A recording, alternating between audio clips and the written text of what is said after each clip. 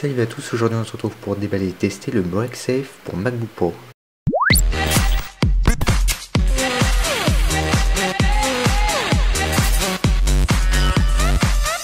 Sur les MacBook Pro édition 2016 et 2017, Apple a choisi de remplacer toutes les connectiques par du Thunderbolt 3 format USB type C. Le MagSafe n'est donc plus présent sur ces deux dernières générations, et il était pourtant bien pratique. En effet, le MagSafe avait la particularité d'être aimanté, qui signifie que lorsque le MacBook Pro était en charge, si quelqu'un se prenait les pieds dans le câble ou que vous preniez la machine sans avoir pensé à débrancher le câble, celui-ci se déconnectait automatiquement. Sur ces nouvelles générations, Apple a opté pour de l'USB type C, ainsi les nouveaux chargeurs ne disposent pas de bande magnétique, le MagSafe n'est plus présent. Afin de remédier à ce problème, Griffin a choisi de sortir un accessoire nommé le BreakSafe. Il s'agit ni plus ni moins que d'un câble qui reproduit l'effet MagSafe avec cet aspect aimanté. On va déballer le produit et voir ce qu'il en est. Au niveau du packaging, comme toujours chez Griffin, c'est assez bien travaillé. On va donc sortir le produit. On a ici un aperçu du câble à l'intérieur de la boîte ainsi qu'un petit manuel d'utilisation. À savoir que ce câble peut délivrer un maximum de 60 watts en charge, de quoi permettre la recharge des MacBook Retina 12 pouces et des MacBook Pro 13 pouces, les MacBook Pro 15 pouces nécessitant 87 watts de recharge. Cet accessoire ne rechargera donc pas à pleine puissance les MacBook Pro 15 pouces, la recharge sera par conséquent plus lente. Une fois le blister retiré,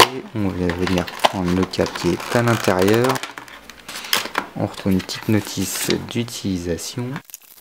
Le câble est composé de deux parties, une première qui viendra se fixer directement au chargeur du MacBook Pro et une deuxième qui viendra se fixer au MacBook Pro avec la partie aimantée. Le câble de recharge BreakSafe mesure 2 mètres comme celui fourni par Apple avec les MacBook Pro. Comme on le voit ici, on a la partie aimantée qui reproduit exactement le MagSafe qui vient se fixer sur le MacBook Pro. Cette partie-là, quant à elle, viendra se fixer en lieu et place du câble USB-C fourni par Apple, viendra le brancher juste ici. Ainsi, on se retrouve avec un semblant de MagSafe sur les derniers MacBook Pro. On va venir le fixer et tirer sur le câble afin de démontrer que celui-ci se détache bien. Ici, la démonstration est faite sur un MacBook Pro 15 pouces, par conséquent la charge ne se fera pas à pleine puissance. Une fois le BreakSafe branché sur secteur, on voit que le MacBook se met en charge.